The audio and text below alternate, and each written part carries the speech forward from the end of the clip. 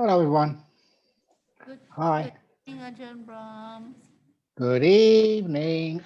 Let us pay respects to Ajahn first. Good evening. Good evening. Salamat malang.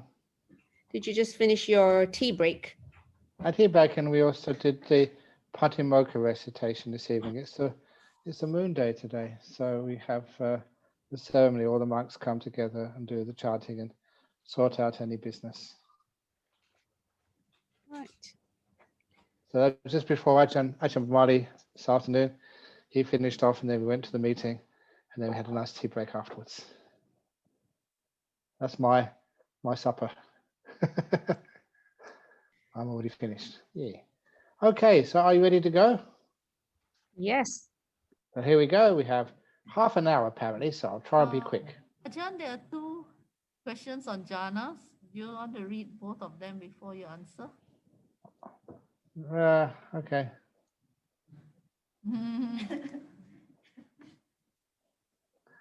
Okay.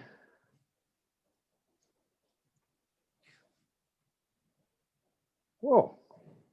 Okay. The second question, first of all, they're not really that connected. The second question, meditation of jhanas, will one end up in the, the first question, end up in the arupa realms and develop psychic powers as a byproduct?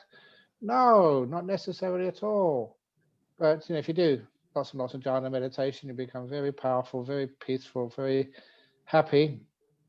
And most of the times that you either become as the Buddha said in the Pasadika Sutta, either become a stream winner, a once returner, non-returner, or fully enlightened. And that's much better than psychic powers. And Ajahn, you've perfected your jhanas. Are you psychic? You should know. So once you're psychic, then you'll be able to tell. Okay, I'll leave that one. And hey, what's the other question on jhanas?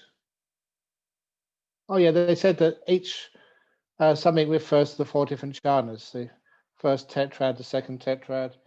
And of course it cannot mean that. When you're just still watching the breath, the first tetrad of Anapanasati, that's not a jhana. And one of the wonderful things about being a monk, we also have what's called the Vinaya. And these are the rules which we have to keep. We just was chanting them. And the jhanas, they are core. They're grouped in there as superhuman attainments, Uttari Manusa Dhamma. They're huge things. And that's one of the reasons why if a monk says he's got those and he doesn't have them, he's lying about them, intentionally lying, not because he's overestimating, then that is like a parajika offense. So that's why as monks, we have to be really, really careful. We know what we're talking about. And when it comes to the jhanas, they're really incredible states of mind. So, you don't sort of put them down as small things. They're really huge. And just wait, they happened. When they do happen, you certainly know about it. Anyway, for one born spontaneously into other realms, doesn't it mean that there is an entity different in form, but yet continuous, as in stream of consciousness? We don't call it an entity. In other words, a stream of consciousness is always changing. It's not something which is changing. It is just a process, which is one thing, and then that gives rise to another thing. And just give the example of the, what's it called? The mango, going from one mango to another mango tree. I gave that the other day. And there's nothing in the final mango tree which was there in the original mango. It's like the same. It's got some form, some, if you like, karma, some sort of something which makes the first mango into another mango, but it's not. There's nothing in the beginning which is there in the middle, which is there in the end. It's totally different. So it's just this third form which the Buddha made very clear of like a cause and effect process. And the cause and effect process, one of the things which the Buddha said was the simile of the flame. And I just tied it up a little, not tied it up, but just adapted it a little bit to say if you have a candle flame depends upon 3 things. It depends upon the wick, the wax, and the heat. If any one of those causes disappears, then so does the flame. The flame goes out. It doesn't go anywhere. It just was the flame, which are three causes, and that give rise to this perception of a flame. Any one of those causes vanish, and so does the flame. This is the causal reality of our life. And the thing we take to be our will, the thing that we take to be our consciousness, is just like the flame. And when the causes go out, so does the flame. The cause is still there. One cause gives rise to another cause, which gives rise to another cause, and there's a sequence, what the Buddha called the stream of consciousness. So once you really understand that, you also really appreciate the great wisdom of Elton John when he described the end of Princess Diana's life like the flame going out. That was only a joke, by the way. So, yeah, it's totally different. It's a stream of consciousness. And you just look at a stream. It's a wonderful simile. Standing on a bridge, look at the stream. The water you see today is not the same as the water you see tomorrow, or the water you saw yesterday. It looks similar, but the content is totally different than what you saw the day before. And that's you, the stream of consciousness. That to obtain the fruit of the first stage, one needs to experience jhana, to experience non-self. Then how is it Yasa could attain first stage without jhana? Hence, many think jhana isn't required. I think I explained that when they say that Yasa attained the first stage, first of all, that it's more than likely he got on the path to the first stage. And sometimes that there is no real clarity there. What is the difference between the entering the path and attaining the fruit? Because once you enter the path, it's going to happen, it has to happen in this lifetime, you'll attain the fruit of the path. So it said, that many people, they said we were stream winners because they obtained the incredible faith or enough wisdom to go with that faith. And they became the Dharma farers or wisdom farers. And that meant that they were going to get the stream winning before they died. So it was like certain they're going to get stream winner. And that meant in Pali, the language they used then, that they almost were stream winners.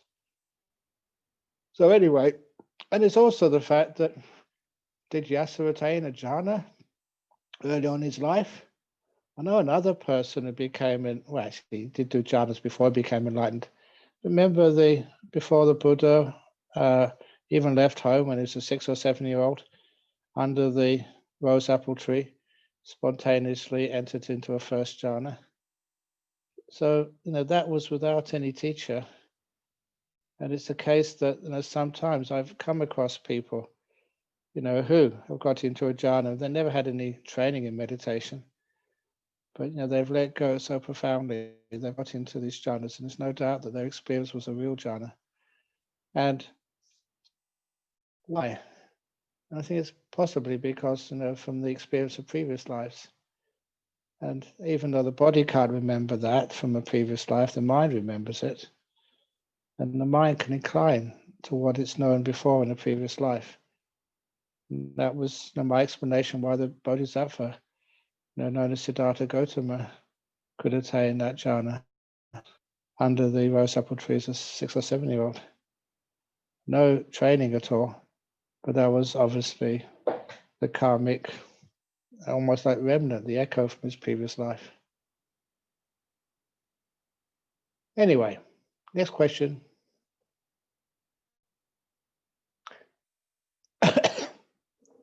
What is Buddhism's view on money? Where and how should we spend money wisely? Any stories? Yeah, I know there was Ajahn Chah's famous story about money because I was there when he told us. He made a prediction. It's only just a not real prediction, but it was an interesting idea that in the future that people would run out of metal to make coins. They'd run out of paper to make banknotes.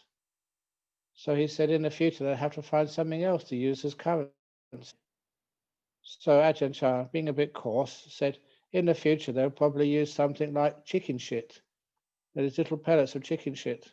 When you go to work, they'll pay you in chicken shit. and you put it in your pockets, and you'd be so proud if you get a raise in the amount of chicken shit you get a week, and people will be fighting over chicken shit, and there'll be the international IMF will become the international manure, and the people will be so proud of how much chicken shit they get in their life. And that's how Ajahn Brahm was talking. What is money anyway? Paper is only the value we give to it. And the same as coins, it's only the value you sort of ascribe to it. And so his views was, you've got to use money wisely. And the way to use money wisely is make sure you give enough to your family, but also know what the purpose is. The purpose is, the money's not the purpose. It is what you get with the money is the purpose. And sometimes people, they seek for money so much, they don't realize that money is so they can have a nice, peaceful, easy life. That's one of the reasons why, like monks like me, I don't have any money at all.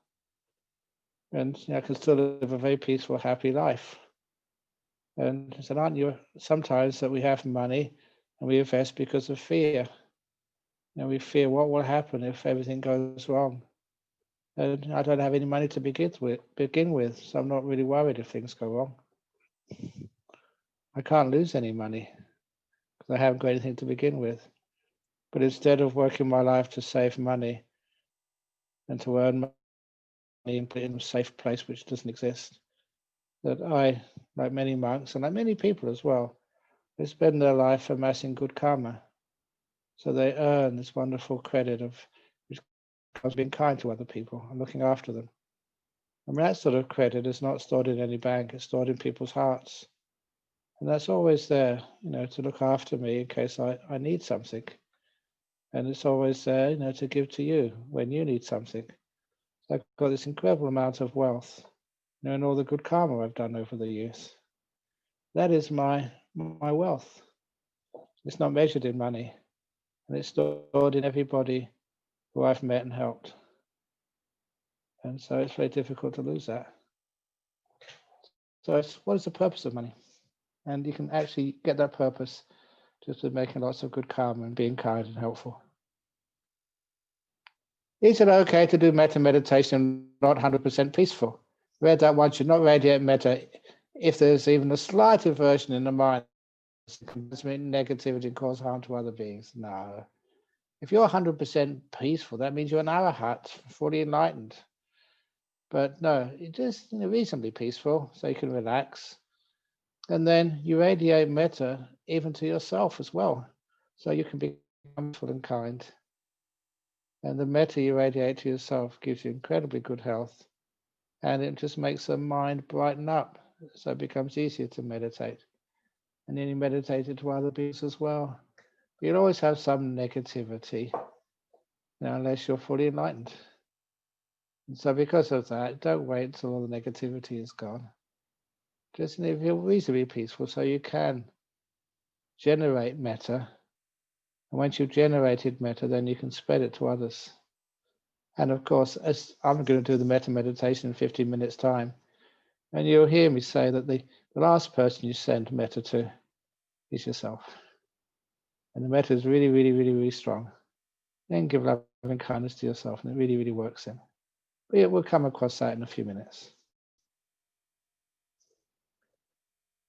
Dear Ajahn, can one do dana in the name of a living close family member who does not believe in doing dana, and can she gain such merits?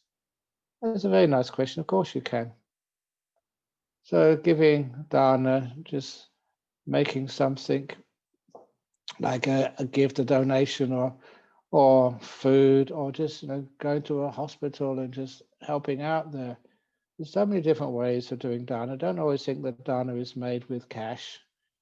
It's made by you giving something to somebody else, being kind, finding out what a person wants and giving it to them.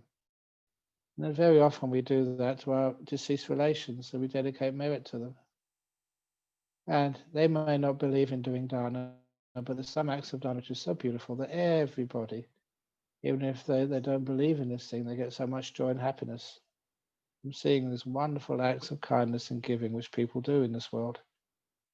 And if, sometimes you may see that I just tried to think of an example of that, which sometimes you see on or watch the news channels, on the internet, and sometimes it's the good stories of people who do wonderful acts of kindness. And even if you don't believe in just the dana giving, like good karma in your next life or anything like that, it gives you such a boost of happiness to see that in this world that we do look after one another.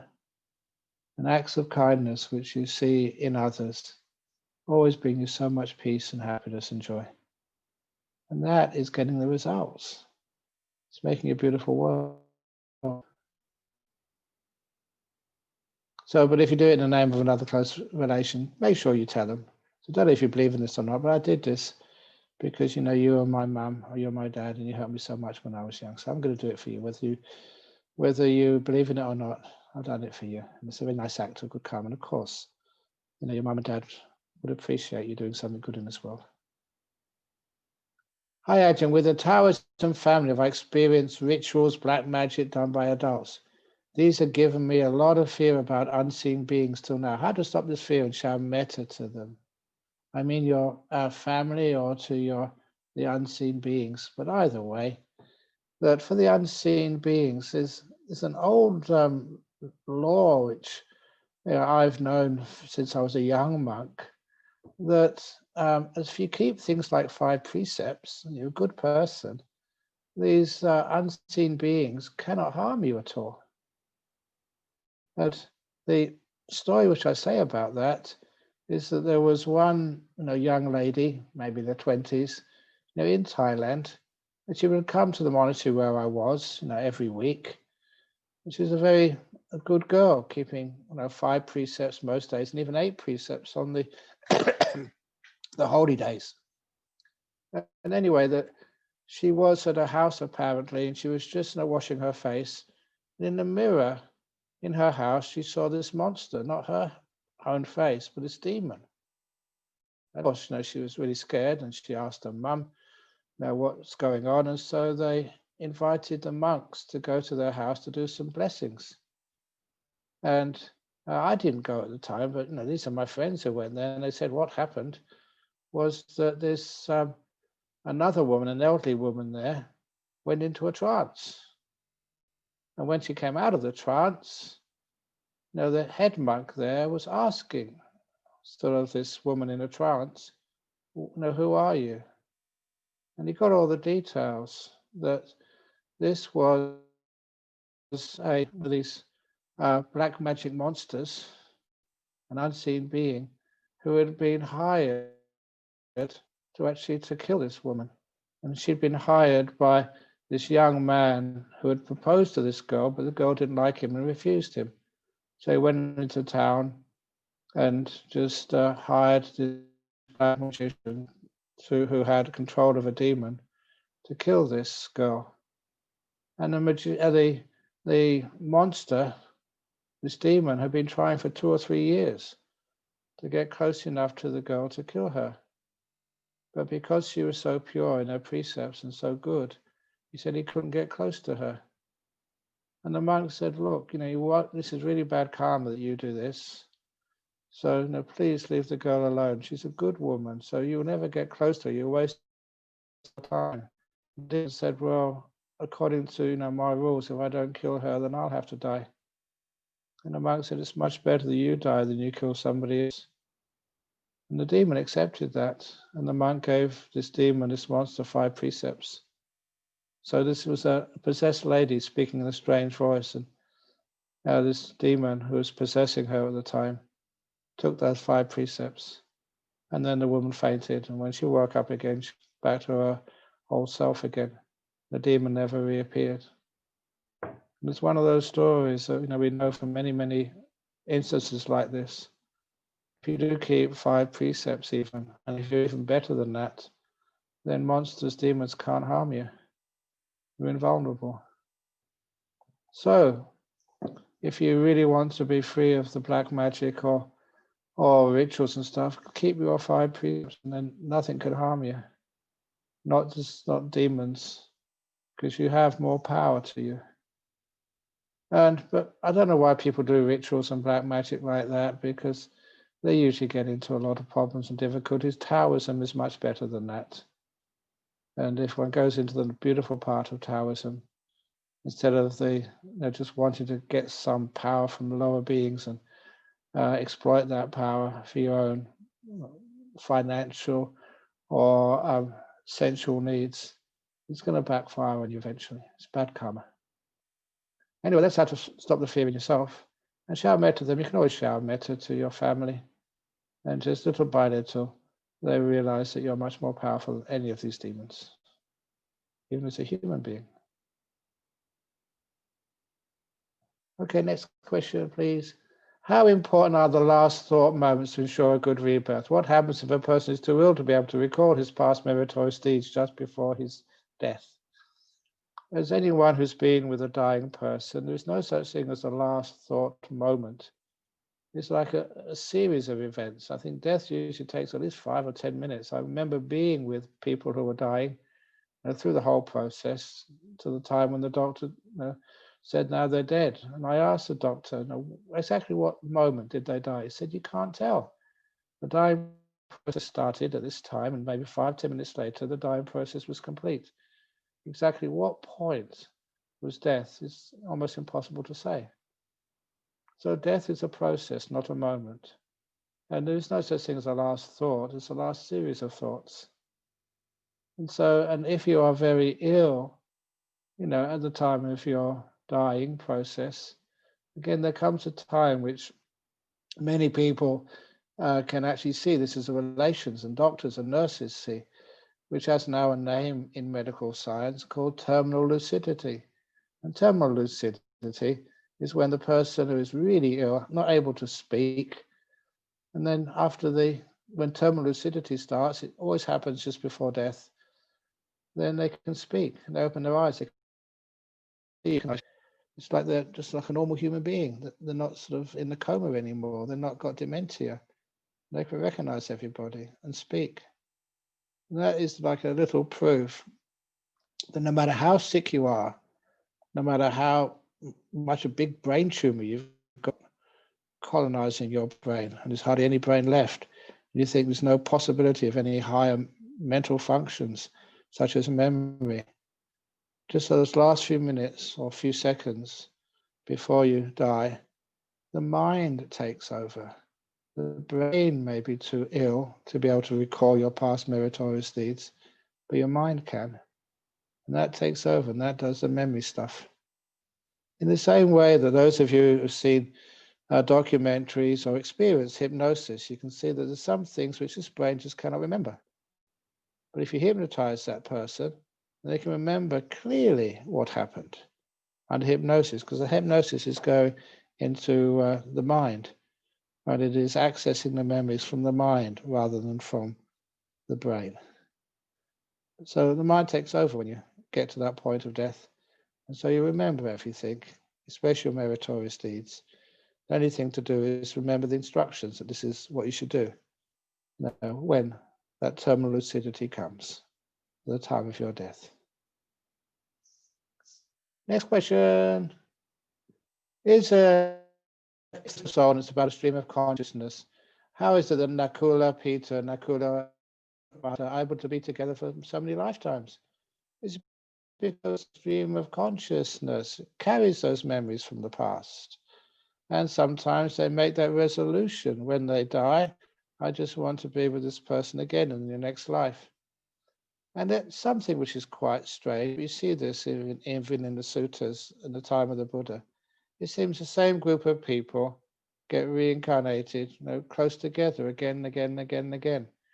It's as if that, though we're dead, and we're a stream of consciousness has left this human realm, still we get born back. We just want to go back to be with the people who we lived with before. You might say unfinished karma. I more like it to think of it as an attraction, to people who were kind to you before, people you were trusted before, or people can be of service and help you as a teacher before. You tend to get reborn in the same sort of group again, and that means that you can continue the training and the experience. It's just like when you're at school and the holiday times come, you leave school and you just leave your friends and you have a really good time, and then once school holidays are over, you go back to class again. Just like, it's not the best simile, but it's the only simile how we die. You leave, have a bit of a break, and then when you're ready, you go back and do some more learning in this world as a human being. So there's not a soul there, but it's a stream of consciousness, which in that carries the karma and the inclinations and what you like, what you don't like. Recently, I attended a Buddhist funeral and had been told by deceased family not to cry. If a family member cries, the deceased soul will stay and will not go for reincarnation. Is it true? No, that's really an approximation. A lot of time at a Buddhist funeral, sometimes the person who's deceased has already left and gone to some heaven realm or gone to a rebirth, and they're not even around at the funeral. Sometimes people stay for the funeral. I mean, the dead person stays, which means that, that you always say a few words, the person is dead as well. The person who's dying and dead, they're usually a wise person, just an ordinary person. And, of course, they'll be concerned if someone in the family is upset, because that's the last thing they want from you. They're dead, but they want you to be peaceful and happy and carry on their life. And I say the most best thing you can do to show respect to your parents is actually to do what they ask you to do, not to cry for them, but to remember their example, work hard, look after one another, care for one another, forgive one another, and just have a beautiful life in their memory. But crying, sometimes you can't stop it. Sometimes people are just so sad and they start crying. And if that happens, the person who's dead will probably just say, oh, it doesn't matter, you can cry if you want. And that means that, the person who is dead, it will not stop them going for reincarnation. It may just delay them a little bit, just because they want to make sure you're okay. And then afterwards, off they go. Okay. Does rebirth in the heavenly realms use up our good merits? Would it possibly result in the next rebirth in the lower realm for non-Aryas if the good merits are exhausted? Thank you. You have so many good merits. Like I often tell you, they're inexhaustible. And same with your bad merits are inexhaustible too. There's too many of them. But look at the positive side. The same with the good merits. They're inexhaustible. So why can't we just trust in the goodness and just allow our mind to see the beautiful bricks in the wall? And then you find you can see there's so many good merits in you that, you only have some good rebirths. And also it does mean that when you get reborn into this realm, or into the heaven realms are okay, but this realm is where you really learn a lot. You can actually just make the best use of this human birth and learn so much and makes lots more of good merits. But even you're making good merits, you make bad merits as well. But make sure the good merits are much more. And if you're a person who looks for the good and the kindness and you trust in human beings, you can give so much to people. And of course, your good merits will keep increasing, which means you'll have much more energy, good health, attracted to wise people, which means you're maybe able to make the next birth or even this birth, your last birth, and become enlightened. Okay, what's the next question? I've been bad-mouthed by these people when I've done nothing wrong, and they still do think they had done nothing wrong to me. They go around and keep telling bad things about me locally. That I know that happened to me. When I gave ordination to women, made them bhikkhunis, or helped in that process. I know some of the things which I hear that even monks say I did are totally wrong, totally inaccurate. But I think, oh no, that whatever they want to say, let them say it, because if I try and they'll get upset at me. So you can't control other people. But what you can control is your reaction to them. So this world is sometimes you just have to accept this world, but how you react to it, that is the place you put most of your effort, mindfulness, wisdom, kindness. So if you've done nothing wrong, fine. You just go around your life, and people you are close to, they will know what you've done. that you're a good person, a kind person, was being misrepresented. Did that happen? The story which I always remember, which inspired me so much, was of this senior monk in Thailand a long time ago. His name was Chowkun Tape Siddhimuni of Wat Mahatat. And he was a very good monk, but he was also very wise and a skillful manager. So he was number 2 in the hierarchy in Thailand. And the old Sangharakshana, the number 1, was getting old, and people knew that soon he would die. And this number 2 monk, Chowkun Tape Siddhimuni, would be elevated to be the head monk of Thailand. And the next monk in line, number 3, really wanted to be the head monk of Thailand. So how can you get rid of this number 2 monk? Even monks do these stupid things sometimes. So this number 3 monk listened to many of this monk's recorded talks, edited them, spliced them together, and accused this number 2 monk of being a communist. And that was the time that Thailand was paranoid about communism. And so he convinced the court that this number 2 monk was a communist, and so they disrobed him and put him in jail for 2 years. And later on, there was an accident on the highway going to Don Mueang Airport. A car crossed the road to the other side and slammed into this convoy, which was carrying the Sangharakshana of Thailand. Oh, sorry, the old Sangharakshana died, and the number 3 monk became the Sangharakshana of Thailand. And then he died in an accident only a few weeks, I think, after he was promoted to be the head monk of Thailand. Car lost control, went on the other side of the road and crashed into the Sangharakshana's car, had police escort in front and behind. But this car crashed into the Sangharakshana's car and only injured the Sangharakshana, and it was a critical injury. The Sangharakshana died. And in Thailand, when something like that happens, that was weird. How come this head monk got killed straight away, almost once he became the head monk? And so they investigated. They found out that those charges which sent this monk to jail were just pretty much set up. They didn't have any validity to them. So they released the monk. And when this monk was put in jail, disrobed, he had to wear white clothes. But he still kept his precept. He was still a monk, according to the Vinaya. And so he always said that was one of the 2 or 3 most wonderful years of his life, being in jail. He could really take a rest, really catch up on his reading and study and so much meditation. And I like that attitude, even though he was put in jail, and even though that he was really on the newspapers as a bad monk, he didn't react to it at all. He made the best use of it. What a wonderful opportunity this is to practice, to rest.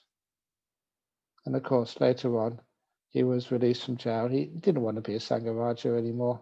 So he was just the abbot and meditation teacher in Wat Mahatat in Bangkok for many years, until he eventually passed away. I really respect his attitude to being imprisoned unfairly. He just took it in his stride. Thank you. It's a great little holiday for me. Monks like that I really respect. So you can do something like that. People are accusing you of something you never ever did. So just you never did it. Your opinion of yourself is much more important than other people's opinion of you. So when you have good respect for yourself, other people, what they say, just how would they know? And just let that one go. And your close friends and associates, they know what you've done, and they will always respect you. You don't need people like that in your life.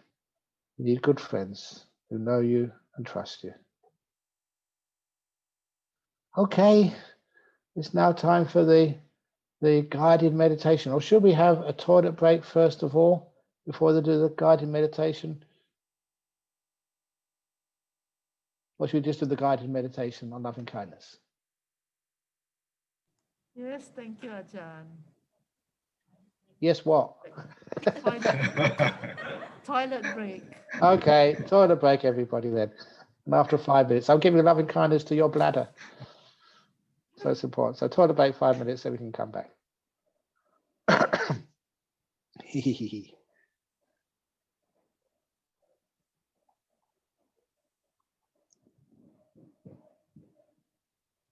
There's so many people in this world who just, done good things and are criticized for it.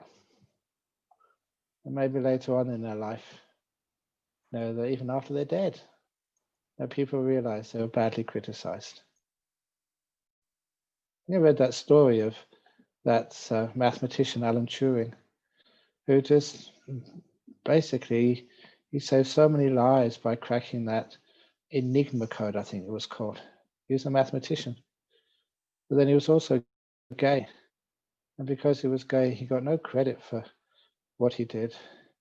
But he only got a lot of problems from the government for being gay.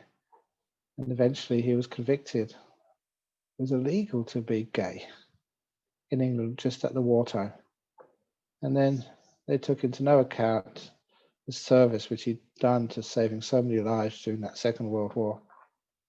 And only later on, I think last year, the Queen of England gave him a posthumous pardon. It's something they could do to say sorry. But, a lot of people are criticized so badly, so forcefully. And if you're wise, you realize that that's part of our life. Even the Buddha was criticized and was blamed. The Buddha just in one ear, out the other ear. That's the best thing you can ever do. In the end, it's only you who know your value, no one else. And if you have this kindness to yourself, this value to yourself, this self-love, metta to yourself, that's the most valuable thing in the whole world. Get it from others, that's just bonus. The essential part is to be at ease and peace and respect yourself. You don't need to be perfect to respect yourself, because there's no one who's perfect. You see yourself, you've got a really kind heart, good heart. Sometimes it makes mistakes. That's why one is born as a human being, to learn. But one never thinks those mistakes are personal failures, which will be there forever. They're just learning opportunities. As we grow.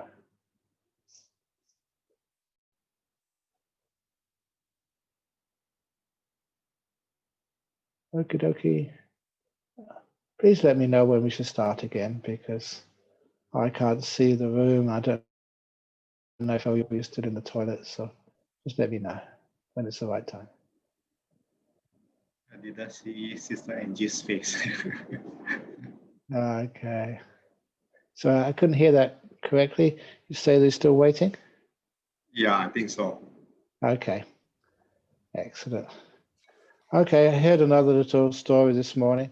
What do you call sort of a line of 5 men waiting to get their haircuts outside of the hairdressers?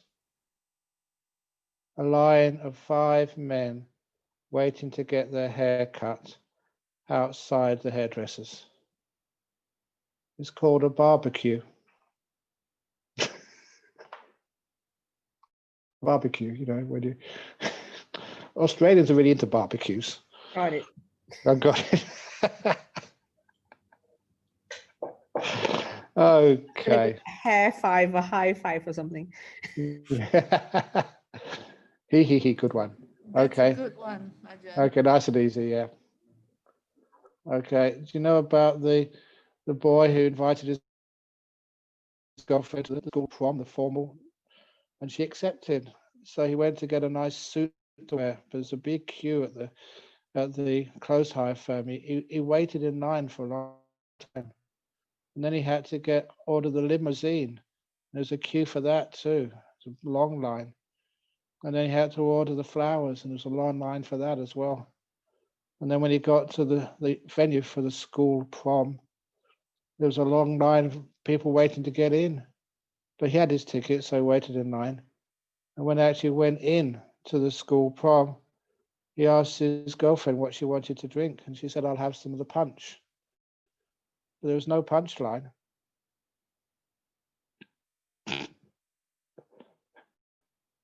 No punch line. Okay, a few people are smiling. They got that joke. Okay, you got to your joke now. Okay. I taught you to it. Loving kindness meditation. Okay. So, should I do a forgiveness ceremony before I start the metta meditation? Forgiveness for all the bad jokes I've told you in my lifetime. Good I idea. can always do the metta meditation. Do the loving kindness meditation first. Then you're so soft, I don't need to ask forgiveness. So close your eyes. We just do a bit of ordinary meditation first of all, but quite quickly. With your eyes closed, how's your body sitting right now? Really relax it to the max. Your legs, get your legs really peaceful and comfortable and easy. And your butt, your back, get a nice stretch.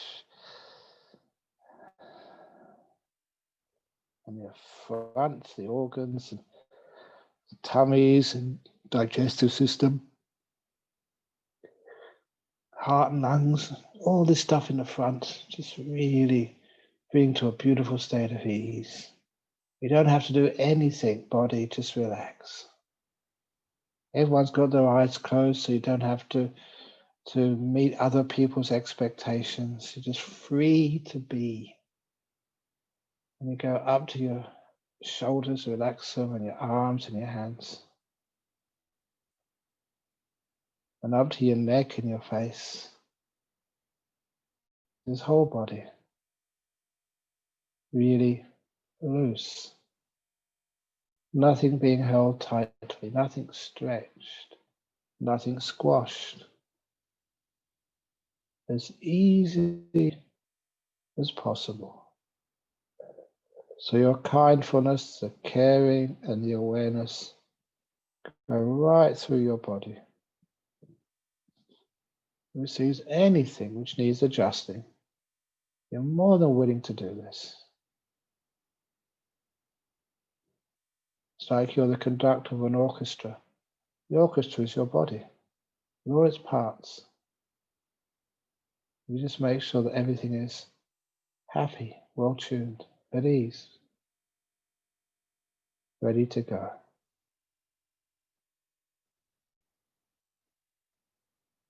And then you just look at your peaceometer. How peaceful, how agitated are you? Just for a couple of minutes, bring more peace into your inner world. No past, no future. Shh.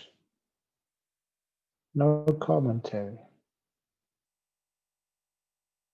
You know this moment without giving it a name. You can feel the delight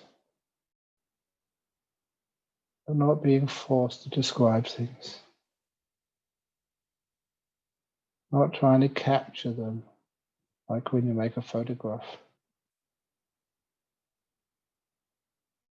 You enjoy knowing this moment and letting it vanish so the next moment can come in front of your awareness. Feeling safe enough to relax to the max. Peaceful.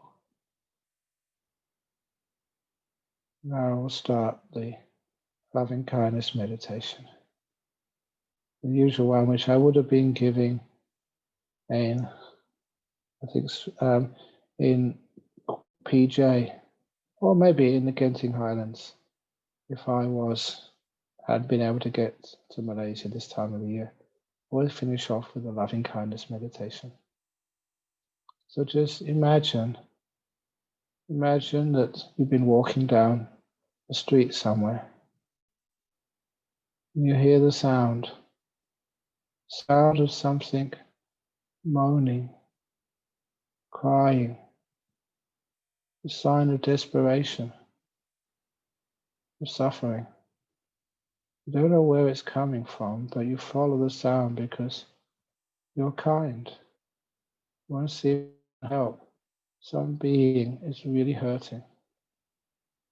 You follow that sound into a secluded part of the street, into a dark part of the alley, into a little dark corner of that alley.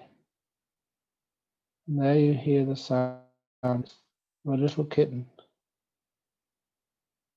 Little kitten who's just been freshly born.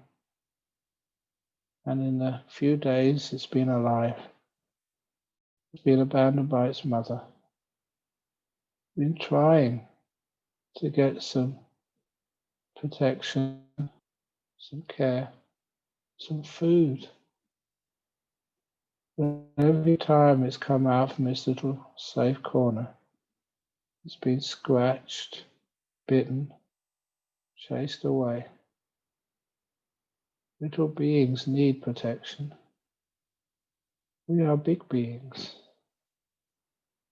So you go closer to that corner, you see these big eyes, cat's eyes.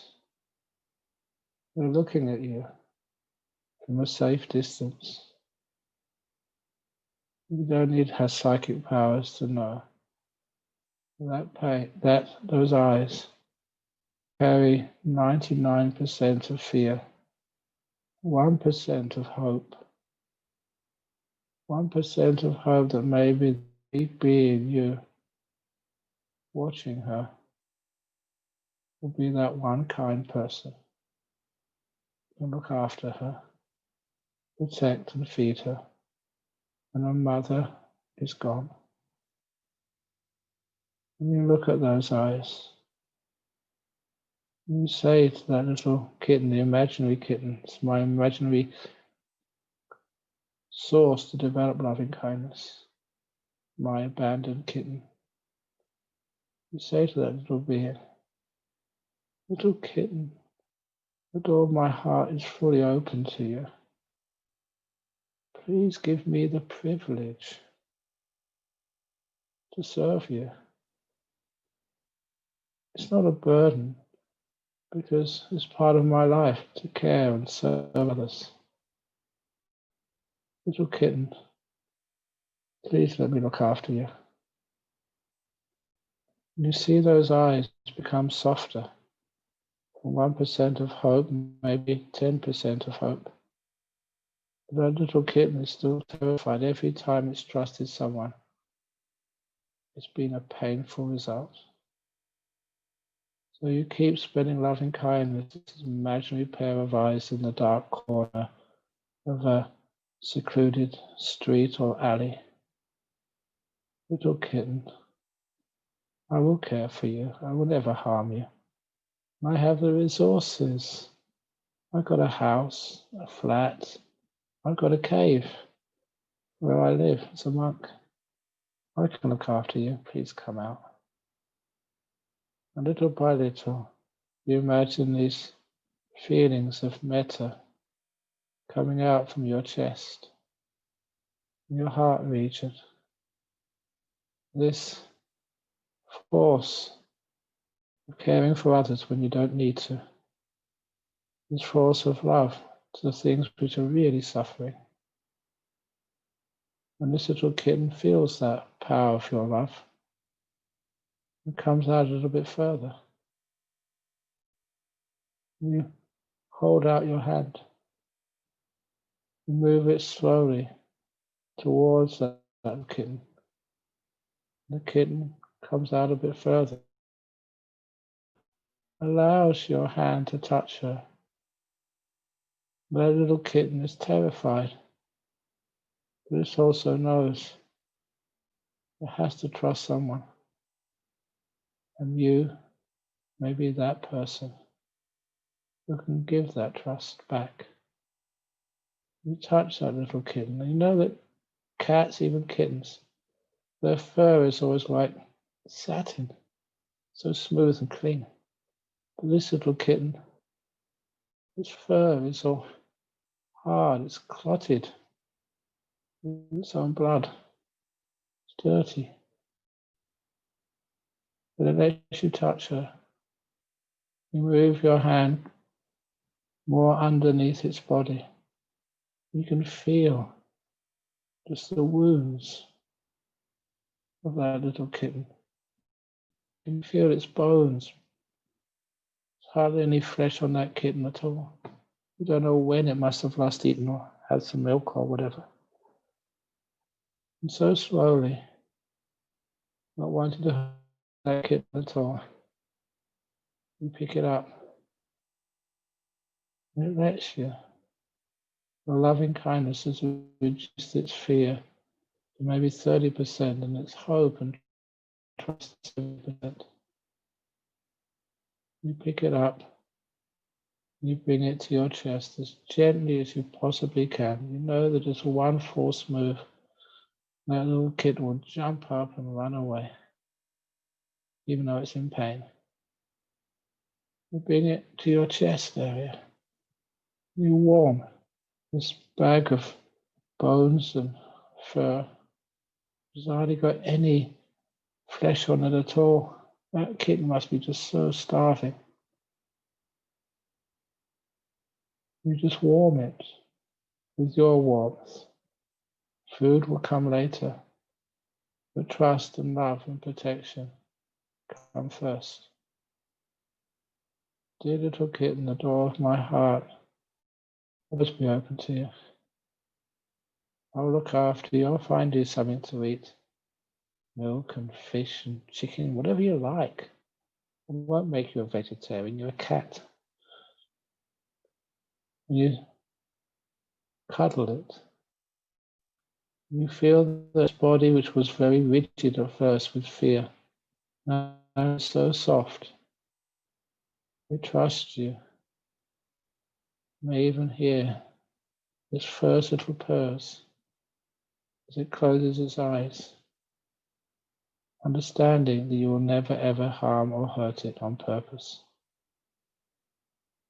And instead, you, from your heart region, you develop all these incredibly powerful feelings of loving kindness towards this little being. It's like as I mentioned, loving kindness feels like a golden light to people. And that golden light is coming from your real heart in your chest. It's going through your skin and entering this hungry kitten's body. You send your loving kindness as you visualize this closed eyes, tiny little ball of emaciated flesh and bones. You spread the loving kindness to the end of the cat's tail, the bottom of its little paws, right through its whole body, to its head and its ears and whiskers. Dear little kitten, you have a friend. Someone will care for you and look after you and feed you and protect you. Will give you a safe place to sleep and to play and to be naughty, which young kittens always are. And I just enjoy feeding you, seeing you grow, and seeing you become a real cat. Just ask you to be kind to others as I'm kind to you.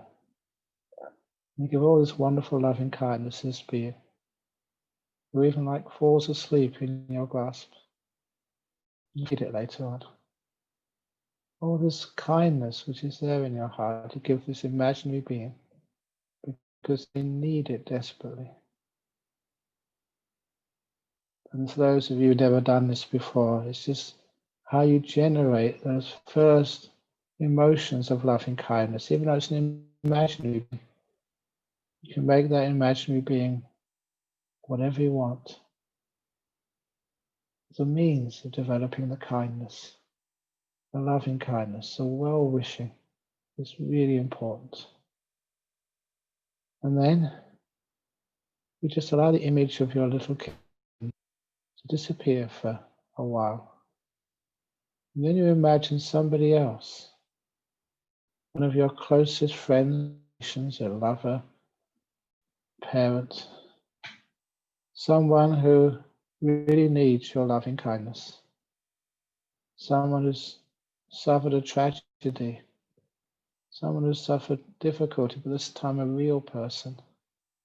Imagine them right now and how similar they are to that abandoned kitten, because sometimes people feel abandoned and afraid, like no one cares for them or understands them. This is a real person you're very close to. Say to that little being, your friend, your lover, your relation, I really care for you.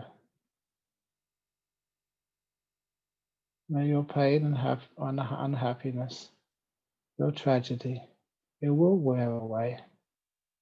May I help it wear away. May I support you, care for you, look after you. Be your friend. Be a friend who can smile with you, to let you see that this world has a lot of beauty. As well as the suffering in life, there's a lot of joy and happiness and kindness. I'm showing that to you now by caring for you. There's this golden energy, like it's coming out of your chest. It's now going to that real being, whoever they are in this world, a friend, someone you spent time with, someone you know. And you put that loving kindness into their body, up to their head, down to their toes, to the tips of their fingers, all over them, right through them, inside, on the surface. This golden light of loving kindness drenches them, and soaks them, and bathes them in your power of well-wishing. You can always have this good attitude to people in life, caring for them. If you notice a feeling in your chest, my chest now is tingling ever stronger. The more I give of loving kindness, the more powerful that force of loving kindness is. And then I imagine another being. Maybe they're a healthy being. Maybe you feel they don't need loving kindness, but everyone in this universe needs loving kindness. They all benefit from the fact they know that other people care about them. As you know that you care about others caring for you. So choose another person you're very close to. They may be, again, having a peaceful life, successful, wherever, but nevertheless, you're close to them somehow. So imagine they're sitting right in front of you or standing right in front of you. You look into their eyes and send this beautiful golden light of loving kindness right inside of them, up and down, and maybe you'd be surprised you'll find some parts of them which really need some kindness. They haven't told you about the cancer diagnosis or the disappointment they've had in their life. People hide their pains so unnecessarily.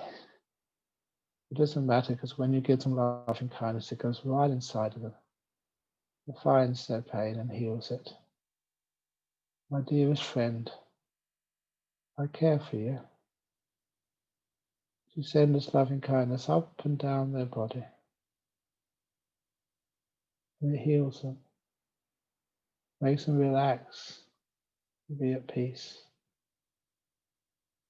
And then, without opening your eyes, imagine all the people who've been on this retreat.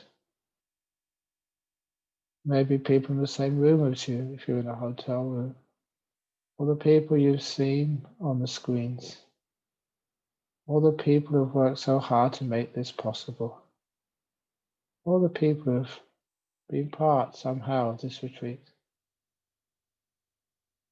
You give this loving kindness to each one of them as they give it to you.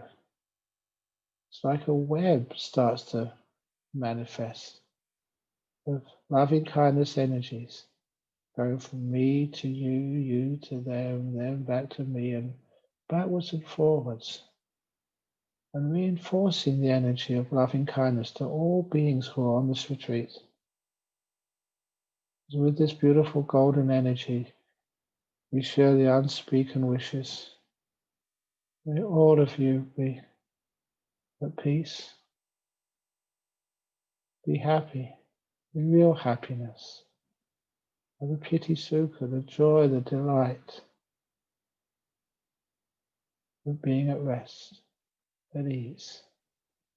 Because all the problems in your life just are not as powerful as the feeling and the giving of loving kindness towards one another. As we establish this connection of friendship and sharing, so it gets so powerful. And this is an international web of loving kindness. It spreads beyond our group. It goes to all the other beings which are close to you. All those in the hotel, in the center, in your house, in your monastery. This energy tends to just grow almost like a nuclear reaction, but not a destructive one, a healing one. There's this powerful golden energy of loving kindness coming from your own chest.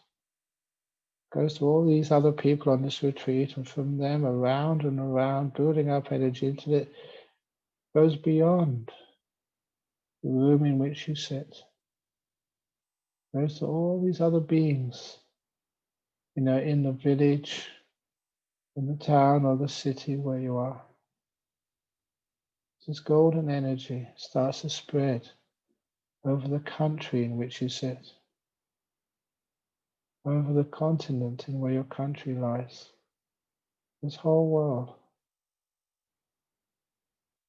May all beings be happy and well. You mean that? It does have power. In this moment, may you not feel afraid. Many of you may feel like that little kitten, so alone because of maybe COVID, so afraid, in pain. Just to know that people care about you. They're sending so much energy, kind energy, love energy to you, to all beings who are sick, who care for the sick, who are alone in lockdown, separated from people they love. Even to those people who feel they're having a happy time.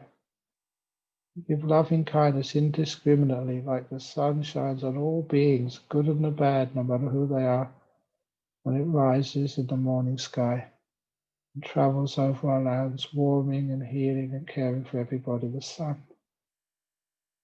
That's your heart now. Give this golden energy and light to all beings. And this world really needs that. They need hope and trust and care and beauty. And then, always remember, as I indicated earlier, there's one being you always miss out on, and that's you. This being who bears your name. Imagine them standing in front of you like you're looking in a full-length mirror. This person you've grown up with, you've gone through so much difficulties with and so much happiness. You look with sensitivity, with kindness, with empathy at you. And tell yourself, I care for me. I really do. All my fault and silliness, I forgive that. Because loving kindness is much more powerful than any irritations. You spread this loving kindness, this power of golden light, right up and down your body. You don't just think it, you feel it. This energy going down to your toes and up again, right through your legs and butt and back, right through your head, which may be tight and tense. And everything gets relaxed and loose right down to all your organs of your body which have worked so hard, and down your arms to your fingertips, which become alive with the power of your own kindness. May I be happy and well. May I trust myself. May I feel at peace, realizing I'm more than good enough. I don't need to achieve anything more in this world. I can if I want to, but I don't have to. As you experience your own beauty, your goodness, and your kindness, just like that little kitten, you have hope, freedom, and love. You stay there for a minute or two.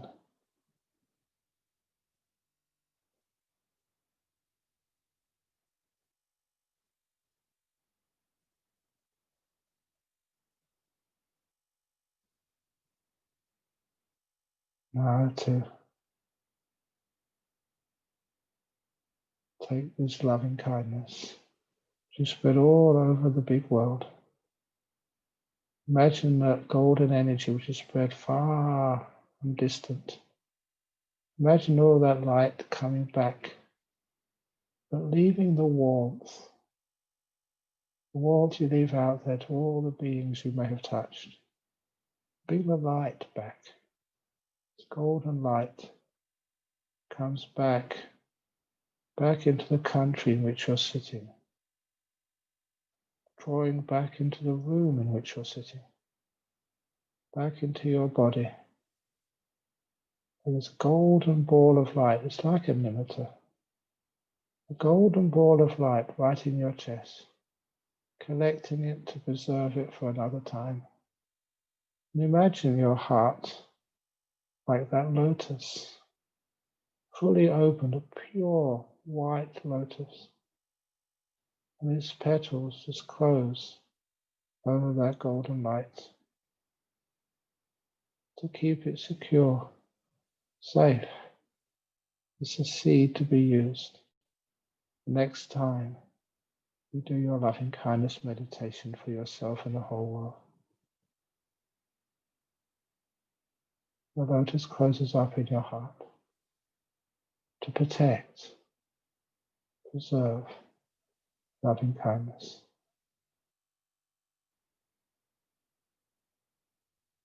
Now I'll give the closing chant. So please keep your eyes closed while I give this chant of well-being for all of you and for those beyond you.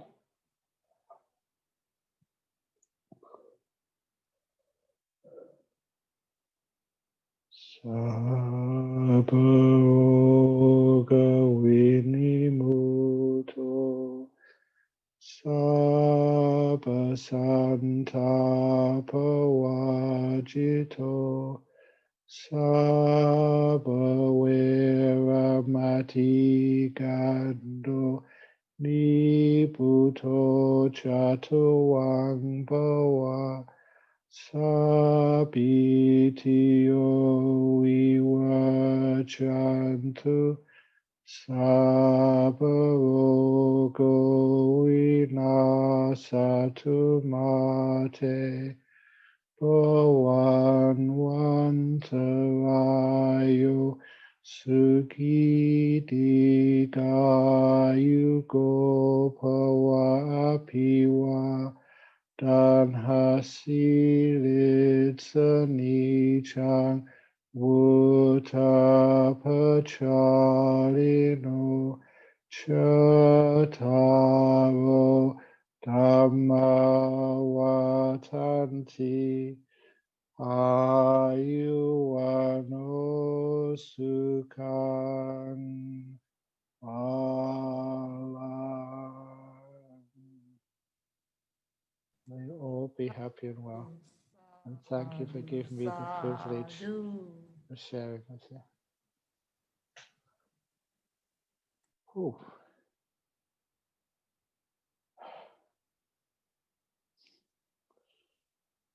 Okay. And of course, that thank you also comes from Ajahn Brahmali as well. He told me at tea time it's a wonderful opportunity to serve. He had a very enjoyable time. So now apparently there's speeches. to close off with. But I'm supposed to give you the 5 precepts. So I hereby give you the 5 precepts. So please take them. You know what they are. You don't need to repeat them. What you do need to do is to keep them. Okay, so we got speeches ready? Was everybody speeched out? Ajahn, I would Yeah. like to share on behalf of all the volunteers and everybody on the screen. If we Oh, have everybody, my body, speech, or mind on the 3 time frames that you mentioned, Yeah. past, present, and future, Yes. we ask for your forgiveness. Of course, you will always be forgiven, and it's nothing to forgive. And please also forgive me for all the silly jokes. And also not just for the jokes, but sometimes I always try my best when I answer the questions for you. And sometimes I think afterwards, did I really get the problem in that question? And I try my best to be sensitive enough to answer the question properly. I'm sure that some questions I've answered well, but I'm sure also that some questions didn't quite get the answer as a person expected it. But nevertheless, keep asking those questions. If you don't get the right answer this time, maybe next time. And there is always a next time. So please forgive me for any Change your errors speaker. or anything which I've done. Sadhu, sadhu, sadhu. Internal speakers. Okay, now I would like to invite Dato Sri Am I supposed to be speaking right now? Victor, to say a few words. Hello. Hello. Terence, am I supposed to be on right now? Yes, 5 minutes ago. All right. Sorry. I apologize because we have to sort out the speakers and all that. All right. So a very good evening, Ajahn Brahm and the brothers and sisters in the Dhamma. On the 29th of September, I received a WhatsApp from NG suggesting that BGF Malaysia and Bodhinyana Singapore should join forces to conduct a year-end meditation retreat under Ajahn Brahm. Well, one day before that, I received an email from Ajahn Brahm saying that NG had requested him to conduct a meditation retreat over Christmas holidays. At that time, I was actually on a retreat, but I saw that there was a special opportunity for BGF to collaborate with Singapore. We share the same teacher and the same spiritual advisor. So Ajahn Brahm could not come to Malaysia, nor could we travel to Perth. So online retreat by Zoom becomes the best alternative. If it is online, Ajahn Brahm could reach to people in different countries at the same time. Now, after BGF and Bodhinyana, Singapore had its first coordination meeting, I received a call from Brother Pang Hong. The Buddhist Fellowship from Singapore would like to collaborate on the year-end retreat. Now, he said that Ajahn Brahmali would normally conduct sutta classes for BF at the end of the year. But this time around, he will be teaching at our retreat. So you see, the coronavirus has brought our 3 organizations together to collaborate on the year-end meditation retreat with BGF hosting the event. So thank you so much to Bodhinyana Singapore and Buddhist Fellowship for your inputs and for being co-organizers in this retreat.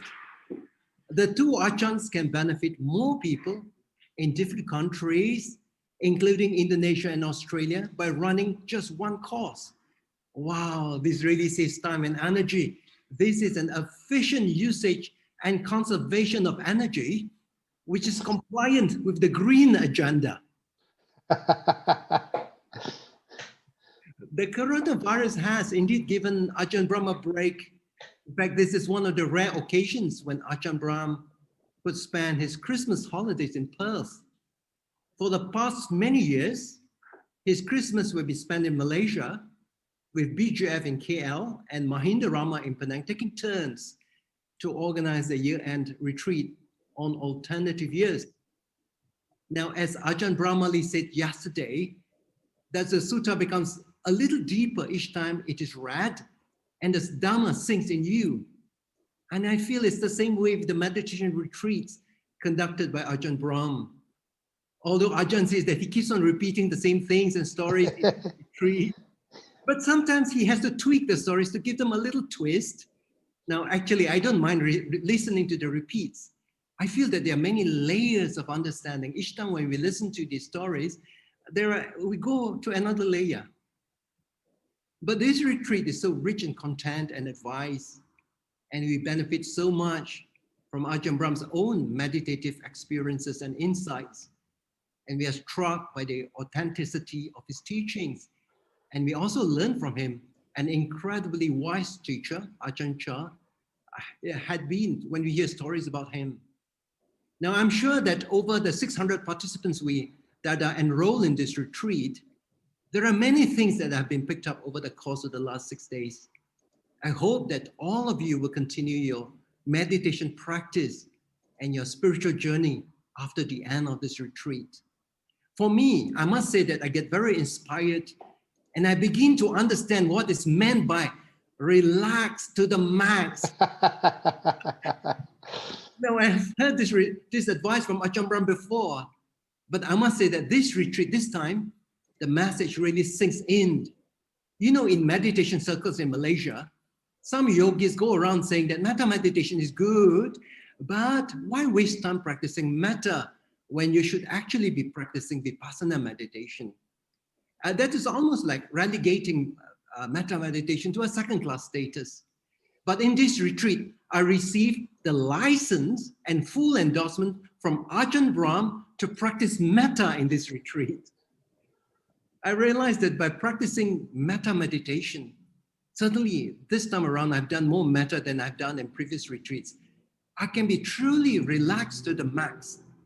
When my mind is peaceful and settled and the hindrances are subdued, it is actually easy to watch the breath. Now, Ajahn has given us a very good analogy about the 1,000-petal lotus that opens up under the rising sun, and the warmth of the sun is the mindfulness and kindness that opens up the body and mind. Ajahn also says that in deep meditation, you need emotion, and metta is a positive emotion. By focusing on metta, which is a beautiful object, we derive much happiness and joy, and the mind will naturally be drawn to happiness and joy.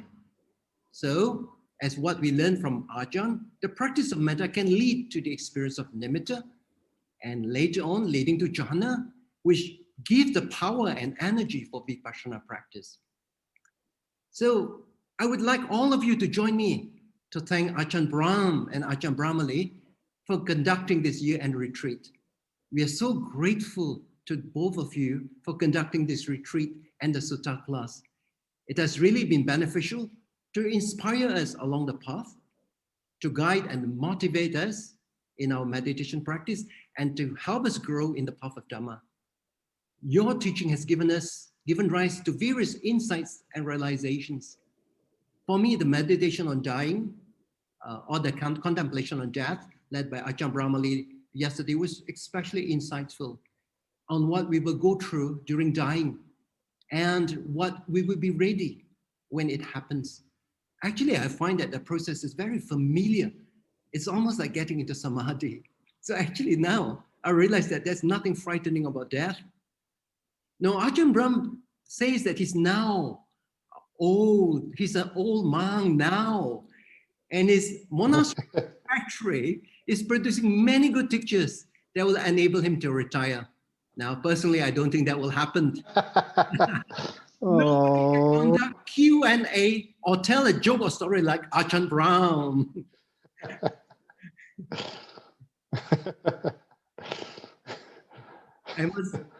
I must express my gratitude to Leonard Tay for conducting the stretching exercise during the retreat. And thank you to our friends from Ehi Pasiko from Indonesia for joining us in this retreat for yet another year. Saudara dan saudari dari Ehi Pasiko, Indonesia, terima kasih. Yeah?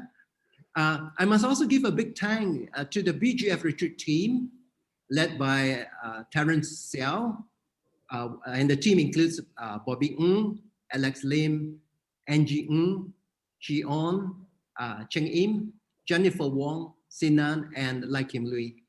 I would like to express my thanks to the team at the Bodhinyana and BF for your inputs to this retreat and for the smooth running of this retreat. You have all worked so hard to make this really successful and really a beneficial retreat for all of us, and you deserve a big round of applause.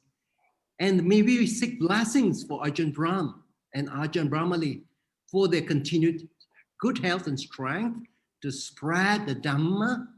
Many lives are still waiting to be touched by your compassion and teaching.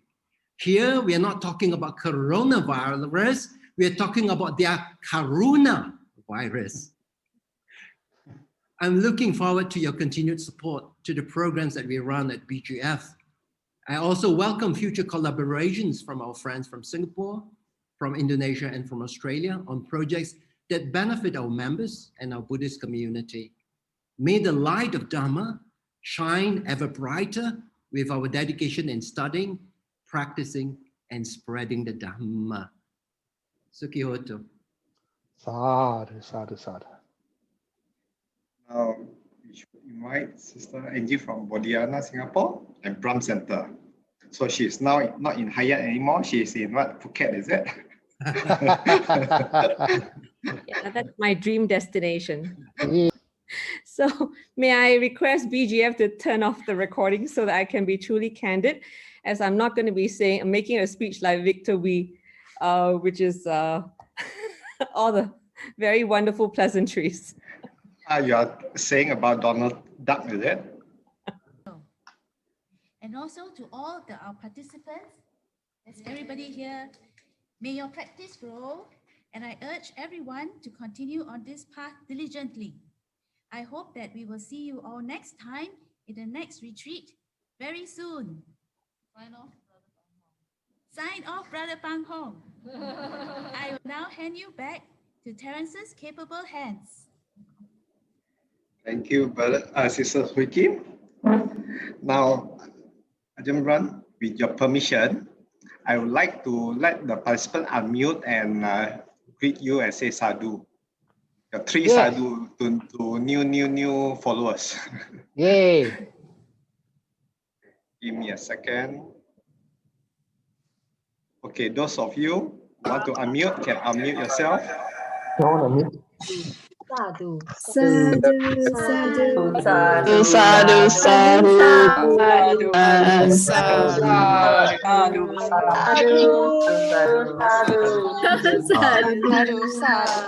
Thank you, Ajahn. Thank you. Anytime.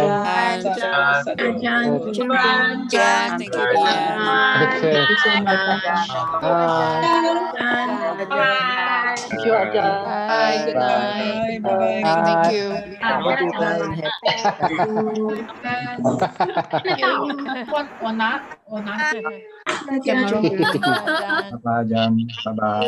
Ajahn. Bye-bye. Bye. Nice to see you all. Bye-bye. See ya. Thank you, Ajahn. Thank you, Ajahn Brahm. Bye. Thank you so much. Bye-bye. Thank you, Bye. Thank you, Ajahn. Okay. Thank you, everyone. Thank you, safe. Thank you, Ajahn. Bye. Thank you, Ajahn. Thank you. Good night, everyone. Thank you, Ajahn. Thank you, Ajahn Brahm. Thank you, Ajahn Brahm. Thank you, Ajahn. Thank you, Ajahn. Thank you, Ajahn. Thank you, Ajahn. Thank you for coming. Thank you, Ajahn. See you. Bye. Thank you, Ajahn. Thank you so much. Thank you so much, Ajahn Brahm. There we go. Thank you, Ajahn. Yay. Thank you. Thank you, everyone. Bye, Tasfan. Tasfan, bye. Bye. Thank you. Thank you, Ajahn. Yes, nice to see you.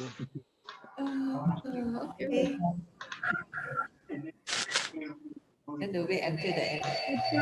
Ajahn Brahm, can I ask a question? Go on. You are going to hold a retreat over in Melbourne, and my Yeah. relatives are interested to know where is it held, and I'm not holding a retreat. I'm giving a talk oh, on where is it? on Malvern Town Hall. Malvern Town Hall. Yes, it's on the second of January. Does the person need to register? I think you do. But Through the Through Buddhist who? Society of Victoria. Okay, then I Yes. inform my relatives about that. Okay, excellent. Okay, thank you very much, Ajahn. No trouble. Thanks you for asking. You be well and happy. That's my intention, and the same for you. You be well, happy. Yeah. Bye. Thank you, Ajahn. See you in Melbourne. Ajahn. How do we find your party?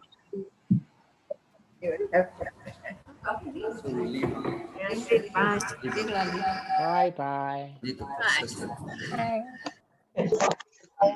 you, Ajahn. Okay, very good. Bye-bye. Thank you, Ajahn. Bye. Bye. Bye, everybody. you. Bye. Thank you, Ajahn. Very good. Okay. Bye. Bye, Ajahn Brahm. Saying goodbye, but everyone's staying. Bye, Ajahn. Good night. Good night. Please be well. Nice to see you. Yes. Okay. Bye bye. Yes, I like that one. Yes. Good.